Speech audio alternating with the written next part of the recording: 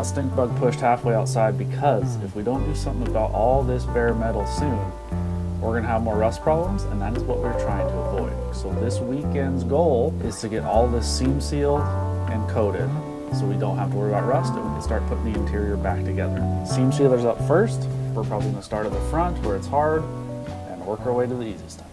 So you might be able to tell, I actually pushed the truck back inside because it's pretty cold today, and having the door open made the garage just freezing. Well, I don't actually know if seam sealer cares about temperature, but I know that paint does, and that is not far behind the seam sealer. We got it in here, the door down, heater running. I've had this stuff sitting inside warming up. I've never done this before either, so I'm just gonna like goop it on heavy and then spread it. Is that what people do? To be totally honest, we're not going for pretty. I know you're surprised. We're just trying to seal up all of our new stuff so we don't have to do this work again for a while. And you know, we don't want it to leak if we drive it in the rain. We want it to appear somewhat finished. So far, I think it is. If you go back and look at what we started with, we have not made it worse.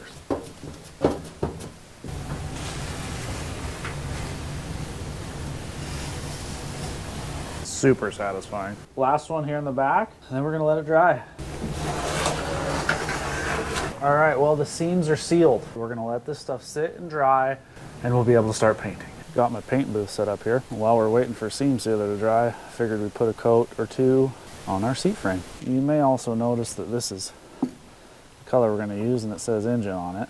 And you'd be right, we're not painting an engine, but we learned that this stuff absolutely sucks, and brake clean takes it off of an engine. So I want to get rid of it before I accidentally paint another motor with it. Most of this is going to get covered by a cushion. Good morning. It's the next day. I let the seam sealer dry overnight. It's pretty much there. Still got a little bit of a tack, but I think that might just be how it is. I think it's time to start painting. Sealing, we'll call it. Protecting.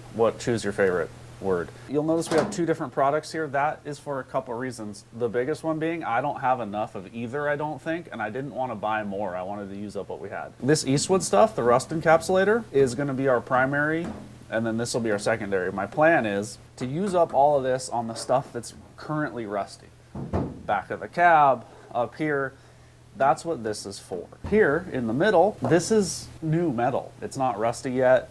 This rust reformer paint, I think it's more paint than any sort of chemical rust reformer, will do just fine here. We're just trying to get a coating on it. And we're gonna get as far as we can on with this. I'm gonna shake this up. We're gonna start painting. Now I have a brush and a foam roller. I'm not sure what's gonna be the better option. Let me start with the roller and see. I think this is the move. We'll roll as much as we can, and then we could come back and kind of touch it up with our brush. Protection, not perfection. That's the theme. It's always better when your theme rhymes. Maybe I will have enough to do the whole thing. That'd be cool. Because this rust encapsulator stuff's like 60 bucks a quart. And generally with coatings, I would say you get what you pay for. I just didn't want to buy another quart. Although there's enough rust on this truck, I probably should have just done it. Feels really good to not be welding. I mean, I like welding, but welding on the floor, like, I know I'm bored of it. I'm sure you guys are. I get it. It's looking pretty good. This stuff looks real shiny right now. I think I remember it. We did the underside of the hood, remember? I think it dries like really satin, really flat. So what I'm thinking is I want to take it, not here, I don't want to paint here, but I want to take it up behind this lip. These ribs and stuff, and then obviously this piece. Hopefully we have enough.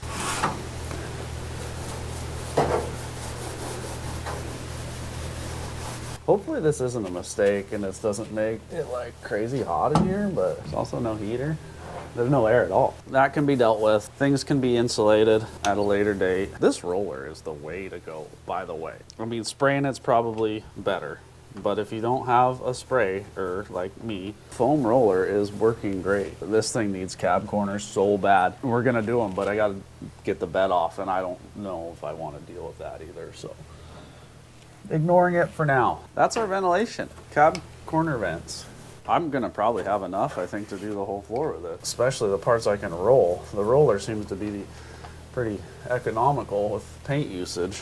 This side It's so weird. It's not even rusty until you get to the cab corner. And then she's blowed out. What are we gonna do when this has to sit and dry? It's like 9 o'clock in the morning. Can't be like done. Maybe I'll make a nice little boot for that. Maybe I'll pretend like I'm back in high school and make it out of a Crown Royal bag or something. This should be the satisfying part. Big, flat, wide. Oh yeah.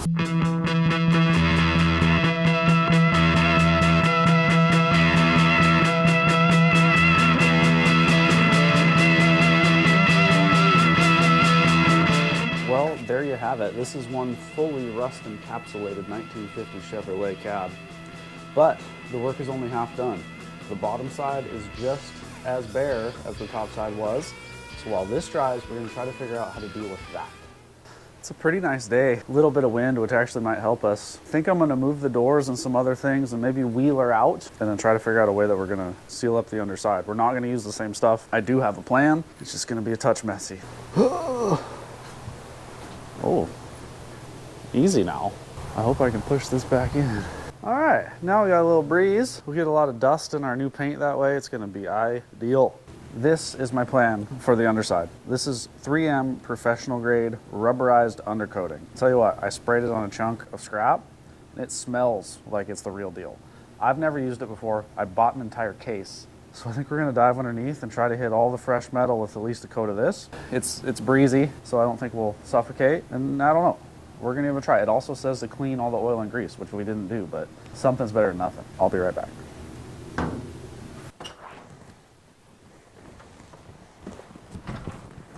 Now I'm ready. Let's lay on the ground and spray some undercoating. I don't exactly know how I want to do this or how it's going to go, but my plan is to hit the bare metal pieces, obviously. Try to avoid the wires and the exhaust, anything that's going to smoke fuel, and just kind of coat it in. I mean, we'll see how much control I have. We're mostly concerned about the big new stuff, right? That piece of channel. Some of this other frame stuff, if I can hit it without getting too much on anything else, I'll probably do that too.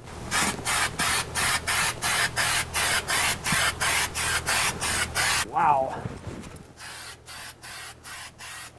You guys can't smell this, but it's like liquid burnout mixed with a little bit of black top, which might not be too far off from what it actually is. I mean, oh, the breeze is not helping.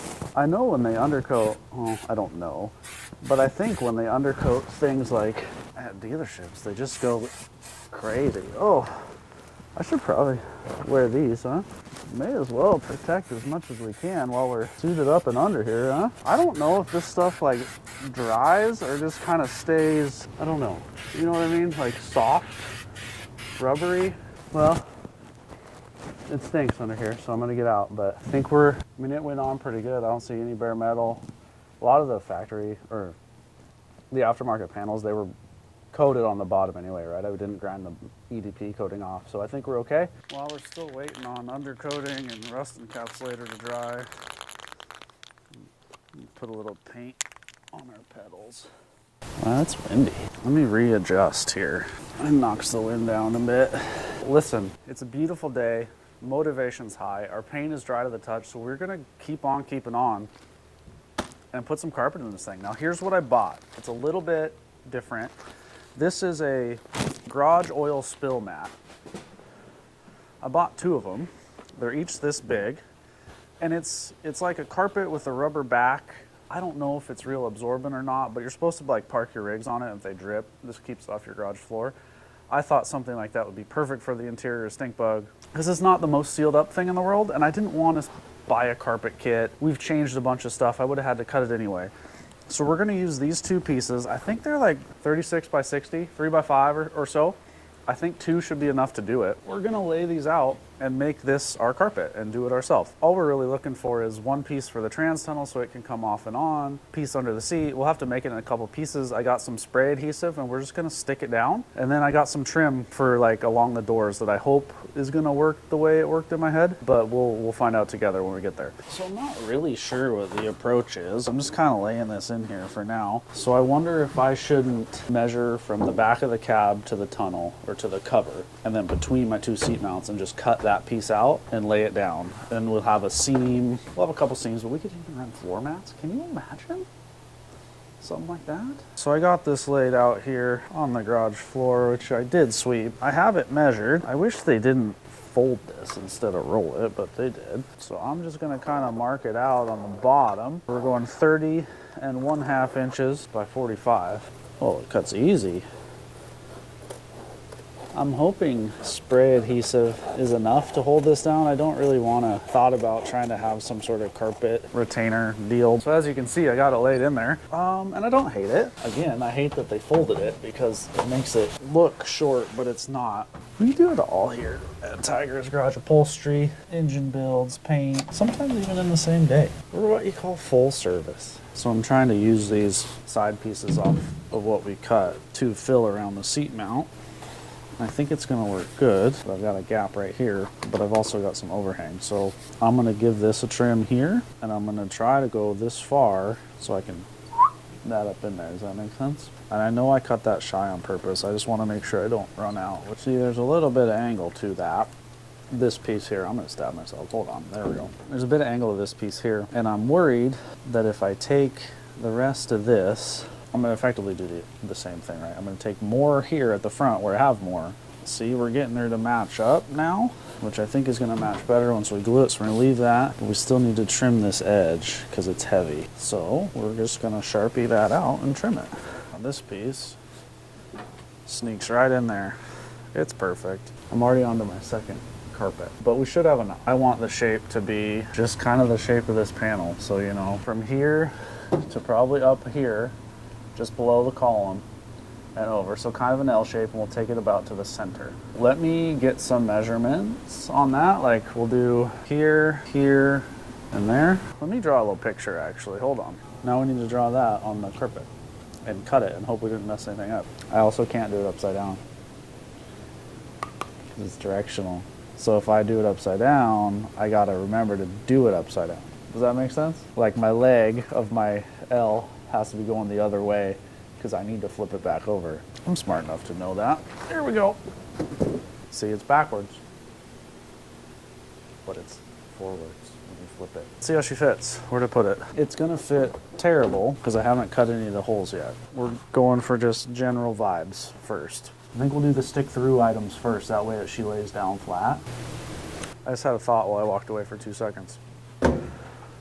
I don't necessarily need or even want to cut the entire size hole out. I just want enough for the pedal rod to go through, which is probably just going to be like a slit in the shape of the neck, so I'll cut that with a razor knife.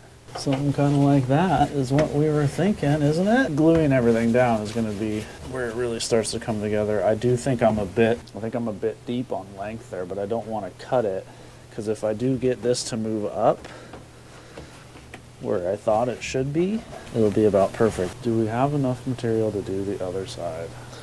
I think what I'm going to do now is actually take that cover plate off, glue the rest of this down. That way I can kind of trim around the hole, and then we'll cover this on the bench. We'll dunk it back in there. I prefer to not get paint or undercoating on my fresh carpet. All right, this is what I got to stick it on. Another 3M product, not a sponsor, but they should be today. We're starting with the hardest piece first, which is this driver footwell piece. And the nice part is this can kind of end up where it ends up, and then we can trim the tunnel out later.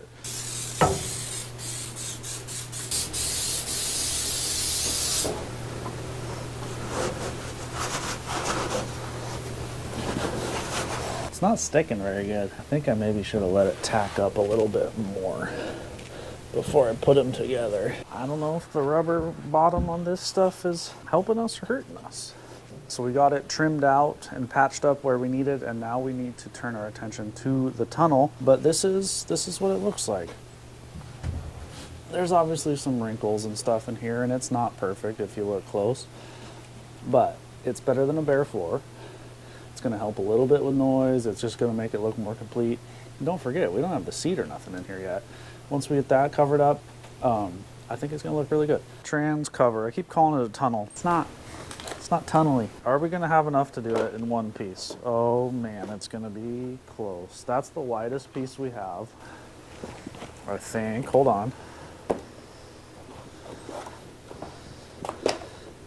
Wow, awful close. Let me cut this just square. I got the cover pieces trimmed out. I'm just waiting for the glue to tack up. I'm not exactly sure I'm gonna love how it looks, but we're gonna see. All right, well, I don't think I hate that. For my next trick, let me show you what I'm thinking. Now, I thought ahead, which is something I do a lot. And I knew you'd be able to see this orange kind of underlayment, and I knew we wouldn't be that clean right here. So this looks real half done, but I have a plan. This is an aluminum like desk corner protector that I cut to fit, and we are gonna trim this out just like that. Now these are sticky back, and that probably would be okay, but it wouldn't stick that good to the carpet. So what I did is I took and I drilled some holes, and we're gonna use 4 of these black rivets, and we're just gonna sneak it down, and that's gonna hold the edge of the carpet down and give us like a nice clean finished look from rocker to interior. Gonna help keep everything in place too. There you have it. Aside from just a couple rivets, this gives us a nice clean finished edge. It really just adds, it looks like it's done now, instead of someone just slapping oil mats in their truck and calling it carpet. Who would do that? We're losing light, and I gotta get the truck back in the garage, but we've come so far. I gotta see it with the seat in.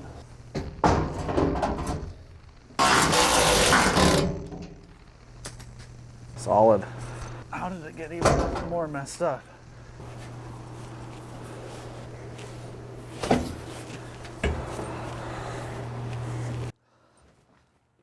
Don't act surprised. You knew I was gonna put the seat cover in.